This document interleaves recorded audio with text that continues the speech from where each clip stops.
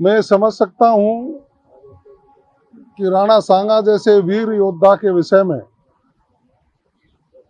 स्तरहीन शब्दों का प्रयोग उनकी कुत्सित मानसिकता को प्रदर्शित करता है। उनके मूल में है वो लोग सनातन विरोधी हैं, वो लोग भारत विरोधी हैं, वो संस्कृति विरोधी हैं और उनकी जो भाव हैं वो सदन में भी निकल करके आ गए।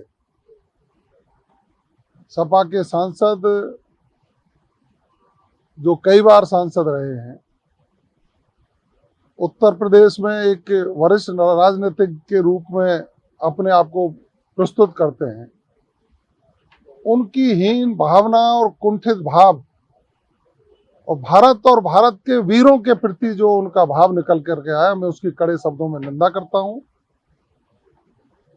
और उनको समय रहते उन शब्दों के लिए माफी मांगनी चाहिए। राणा सांगा जैसा वीर योद्धा, जिसके बारे में सपा के सांसद ने जो स्तरहीन शब्द कहे हैं, वो भारतीय संस्कृति, भारत के वीरों और सनातन संस्कृति के विरुद्ध है। इससे वो लगता है कि वो तुष्टीकरण की राजनीति करते हैं और तुष्टीकरण की राजनीति करके हिंदुत्व और हिंदू सम्राटों के खिलाफ ओछी बातें कह करके अपने आप को एक समुदाय विशेष में अपनी उपस्थिति दर्ज कराना चाहते हैं। इसके अलावा कुछ नहीं। भाई साहब, कल से लगातार 7 दिन राजस्थान दिवस समारोह सेलिब्रेट होगा, अलग अलग जिलों में जाकर सरकार सेलिब्रेट करेगी। इस बार क्योंकि नया वर्ष जो हिंदू रीति रिवाज के अनुसार आता है, पंचांग के अनुसार आता है, उसको ये मनाया जाएगा। किस तरह देखते हैं आप?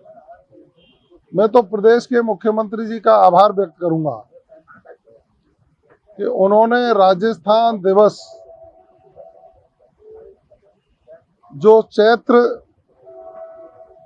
प्रतिपदा के दिन मनाया जाता है और लोगों ने उसको 30 मार्च घोषित कर दिया था, लेकिन हिंदू नववर्ष, भारतीय नववर्ष के दिन उन्होंने इसको मनाने का निर्णय लिया और चैत्र प्रतिपदा के दिन प्रतिवर्ष ये मनाया जाएगा।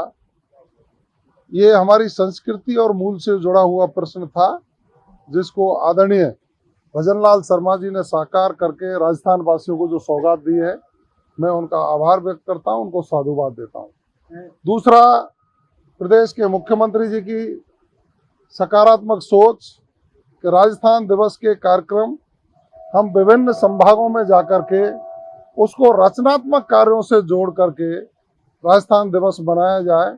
ये भी उनका दूरगामी सोच है कि विभिन्न संभागों में जाएंगे, लोगों की सहभागिता बढ़ेगी, लोग समझेंगे, सोचेंगे कि वो राजस्थान जो वीरों की भूमि है, वो राजस्थान जिसकी सांस्कृतिक धरोहर उल्लेखनीय है, वो राजस्थान जिसको देखने के लिए देश दुनिया के लोग यहाँ पहुँचते हैं, उस राजस्थान के स्थापना दिवस को हम संभागों पर जाकर नई पीढ़ी के युवा साथियों को अंतिम पंक्ति में खड़ा हमारा युवा भी सोचे कि हमारी संस्कृति, हमारा पर्यटन, हमारा इतिहास और राजस्थान की सरकार के द्वारा युवाओं को, महिलाओं को, किसानों को, गरीब को जो काम किए जा रहे हैं, उनका प्रचार प्रसार और विस्तार हो। ये उनकी सकारात्मक सोच का ही परिचायक है कि वो जनता के बीच में जाकर के राजस्थान दिवस को मनाने का निर्णय उन्होंने लिया।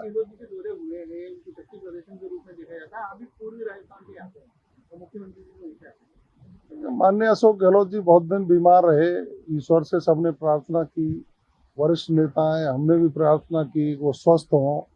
स्वस्थ होने के बाद उन्होंने सोचा होगा कि हम कुछ एक्सपोजर करें, और एक्सपोजर के तहत जब राजस्थान विकसित राजस्थान की ओर बढ़ रहा है और भरतपुर से एक विकास की हवा चली है, तो उसको देखने के लिए गए होंगे और उनको जाना ही चाहिए था।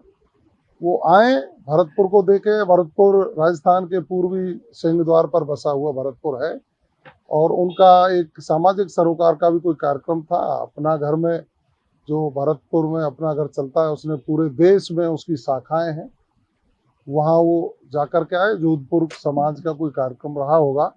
निश्चित रूप से नेताओं का आना जाना बना रहता है, तो उससे राजनीतिक परिदृश्य में कई चीजें निकल करके आती। उनका मैंने बयान देखा, बयान में ऐसा कुछ नहीं था कि वो सरकार पर कहीं आरोप लगा सकें, बयान में ऐसा कुछ नहीं था कि वो विकास पर प्रश्न चिन्ह उठा सकें, बयान में ऐसा कुछ नहीं था कि वो कांग्रेस की कोई बहुत बड़ी मजबूती की बात कर रहे हो। उनकी एक हताशा नजर आ रही थी। जो कांग्रेस की आपसी लड़ाई है उसमें वो कार्यकर्ताओं की नब्ज टटोलने गए थे कि अभी मेरी बात में वजन है, क्योंकि दूसरे लोग पुनर्जीवित होने का प्रयास कर रहे हैं। ये प्रयास उनका रहा होगा।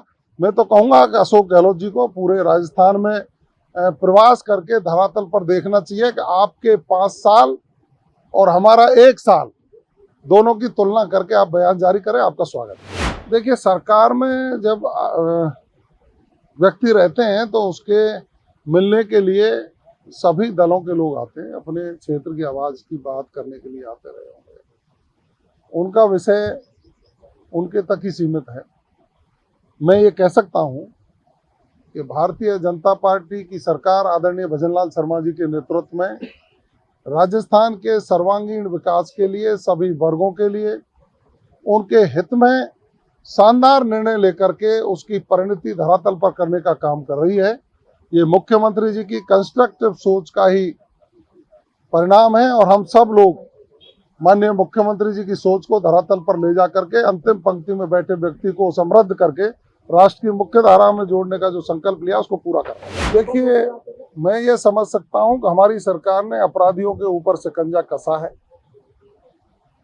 और अपराध मुक्त राजस्थान बने, इसके लिए हम सकारात्मक प्रयास कर रहे हैं। और इसका आपने उदाहरण भी देख लिया होगा कि सदन में भी और बाहर भी हमने कहा कि जो जघन्य प्रवृत्ति के अपराध थे उनके ग्राफ में बहुत कमी आई है और उसको हम पुलिस तंत्र को इतना मजबूत कर रहे हैं कि उसको सने सने हम जीरो की ओर ले जाने का काम कर रहे हैं। निश्चित रूप से जब कोई घटना होती है तो उस घटना की पुनरावृत्ति नहीं हो, अपराधी गिरफ्तार हो और पीड़ित को न्याय मिले, ये हमारा प्रथम ध्येय है, ये रहेगा। अशोक गहलोत कह रहे हैं कि हिंदू मुस्लिम के सारे बीजेपी आगे बढ़ रही है, ये ज्यादा दिन चलने वाला नहीं है और जल्दी ही सबके सामने नतीजा होगा, जनता सब समझ चुकी है। देखिए, कांग्रेस के नेताओं की विकृत सोच है। वो हमेशा तुष्टीकरण और एक समुदाय विशेष को राजी करने के लिए हमेशा प्रयास करते हैं और उसी सोच के तहत देश में आज आप देख रहे हैं जहां भी चुनाव हो रहे हैं जीरो की ओर जा रहे हैं। अभी दिल्ली में चुनाव हुआ, कांग्रेस जीरो, और मैं कह रहा हूं कि राजस्थान में जब भी चुनाव होगा कांग्रेस जीरो का स्कोर पे जाएगी, ये सुनिश्चित है।